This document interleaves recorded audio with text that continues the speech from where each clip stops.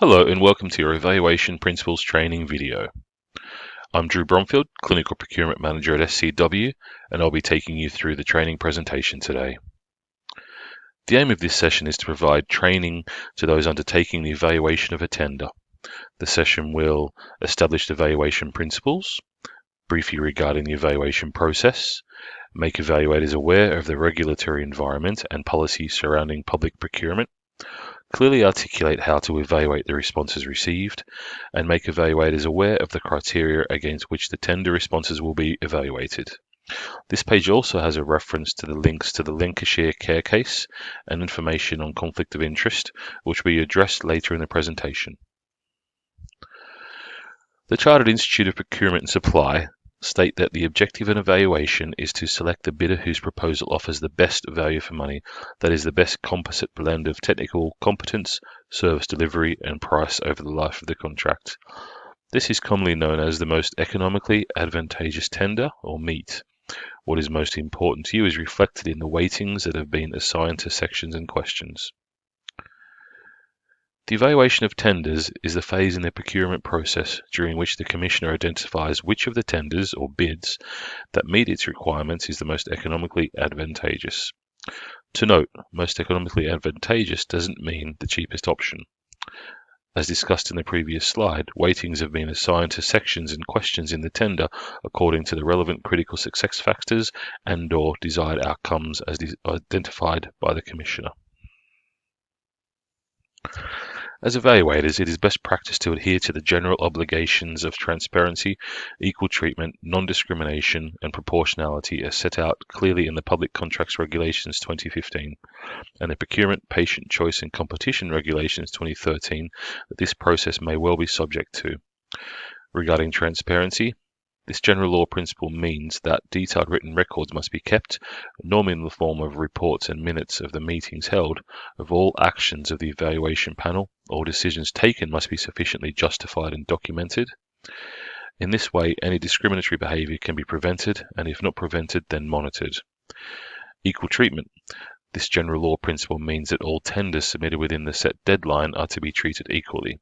They must be evaluated on the basis of the same terms, conditions and requirements set in the tender documents and by applying the same pre-announced award criteria. Non-discrimination. This treaty principle means that any discrimination with regard to tenders on the basis of nationality, location or its legal makeup is forbidden. Examples of this include not discriminating against tenders from other member states, showing preference to local providers, or discriminating against private sector tenders and showing preference for public sector provision. Proportionality. The principle of proportionality expresses the expectation that the required award criteria are proportional and appropriate to the objective of the procurement. To meet this principle, you'll be evaluating responses to questions that are appropriate to meet the objective.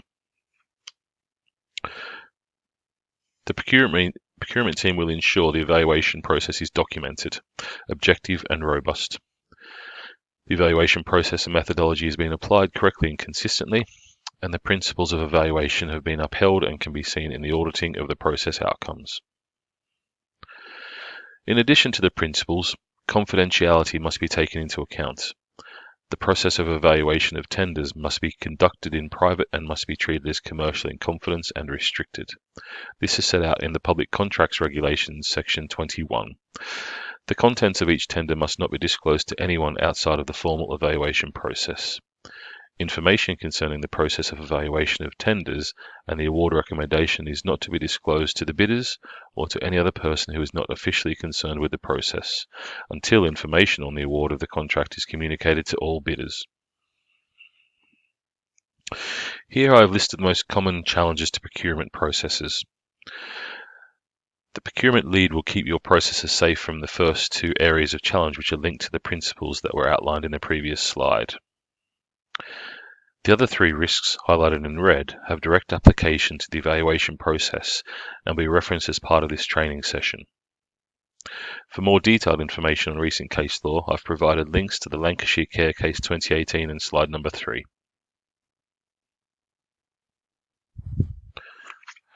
Conflict of interest is a major risk to the process. In order to keep the process safe, conflicts will have to be managed properly. We will need to confirm that you have no conflicts of interest at designated stages. An appropriate signed declaration will be required. You should have received a form when you received a link to this training video. If you haven't, please inform the procurement team who will email one over to you. The email address is at the end of this presentation. Situations change during the process. For example, a bidder may name a material subcontractor in their submission which you have a direct link to, in which case you may now be conflicted and no longer be able to take part in the evaluation. If you do think that you have a conflict of interest, you should report it immediately to the project team lead or your procurement lead as soon as possible. It is important to note that if an evaluator has a conflict which they fail to declare, then that evaluator may be in breach of the terms of engagement. For more information on conflict of interest, I've provided a link to the NHS England guidance on managing conflicts of interest in the NHS on slide number 3. Another procurement risk to mitigate is ensuring evaluators have the knowledge and experience to evaluate the tender's responses. It is common for unsuccessful providers to challenge on the basis that evaluators did not comply with the duties and methodology that were laid down in the tender document. The consequence of this is unfair treatment of the bidder. To mitigate this risk, all evaluators must receive this training. You will be required to declare via a training declaration form that you are knowledgeable, competent, have the relevant skills and experience, and have the ability to exercise judgment.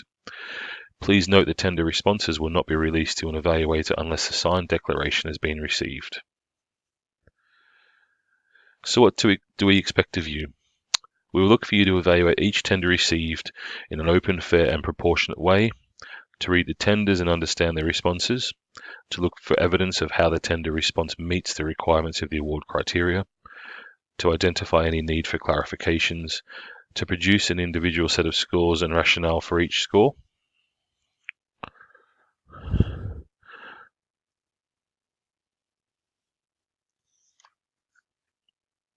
Generally, you'll be dealing with award criteria. Award criteria is concerned with how the bidder will perform the contract, hence is a forward-looking process. Generally split into quality and price criteria and given weightings dependent on the requirement. Elements that are most important to the contracting authority will be weighted higher. Legal challenges can be driven from the scoring responses, and it is important to get it right. Using the information provided in the tender, you must use your professional judgment to determine what mark is awarded. It is very important that your score is in accordance to the scoring criteria laid down in the tender document and what has been shared with you by the procurement or project lead. We ask evaluators to read the question asked and then the response given by the bidder. You will be asked to note what is good about the response and what was not so good to inform the score that you assign to a question response. Scores should reflect a logical conclusion of what was requested against what was provided in the response. You should provide a clear rationale as to why the score was assigned and should be factual. Try to avoid just repeating the scoring matrix. The notes should show the reasons and the reasoning. The importance of the commentary behind your scoring rationale must be stressed here, as it will be used to provide feedback to both successful and unsuccessful providers as required for transparency purposes and the keeping of contemporaneous notes.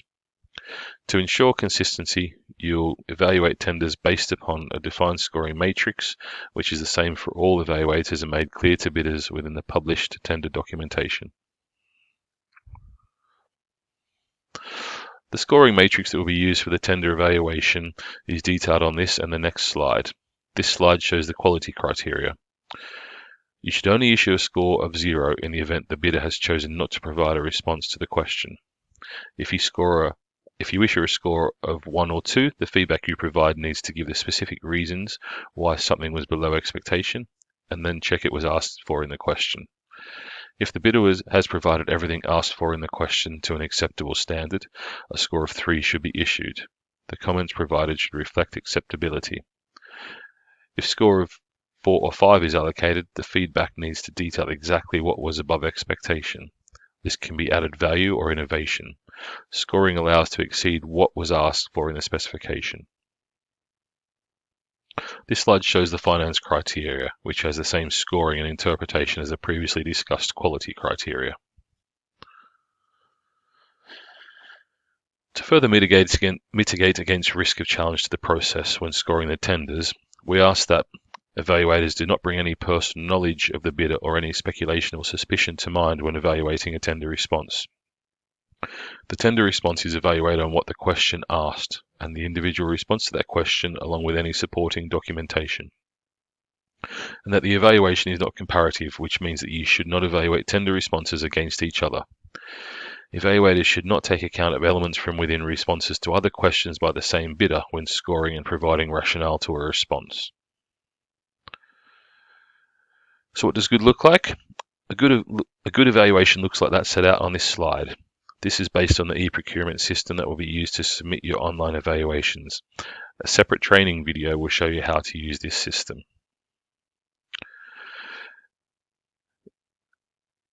This evaluation gives a clear rationale for the score. It gives elements of the response that was strong and well received. It has also included an example of what would have enhanced the response. What does not so good look like? This slide shows an example of a not so good evaluation. There is no reference back to the scoring criteria, where a score of 3 meets expectation. No rationale or reason for the score. No example of where the bid was strong or well received. And no examples of how the response could have been enhanced.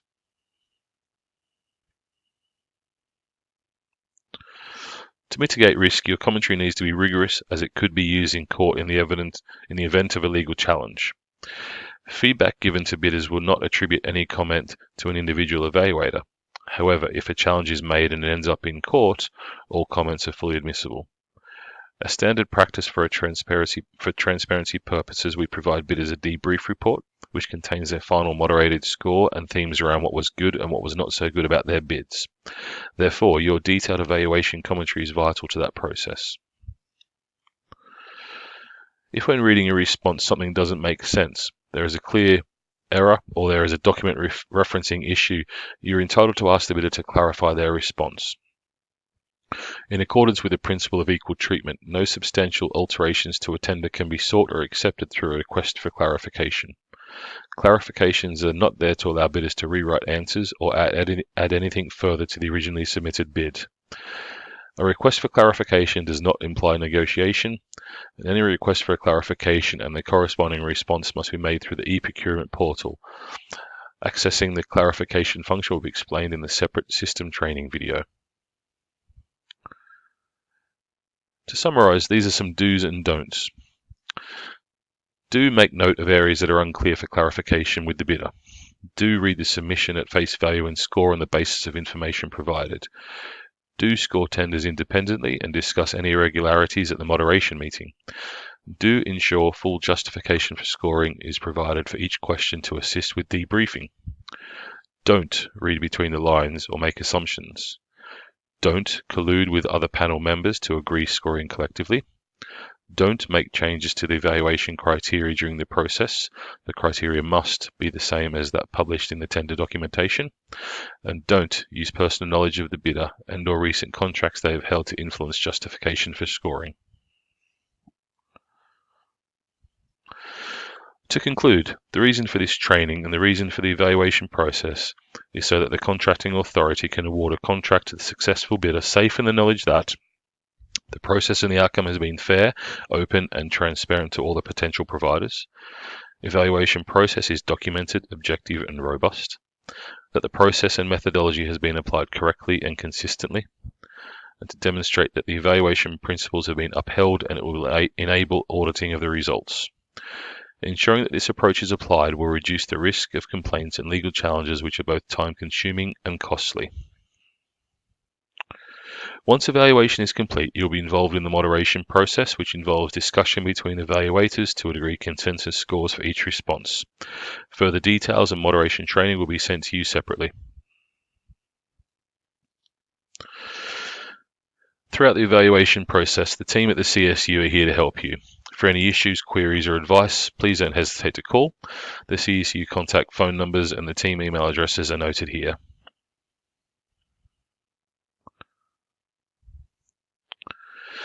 As a reminder, please ensure that you submit your completed conflict of interest form and evaluation training declaration form to the email address below. And also, please ensure you book out sufficient time in your calendar to complete the evaluation of the responses to the questions you have been allocated. Thank you very much.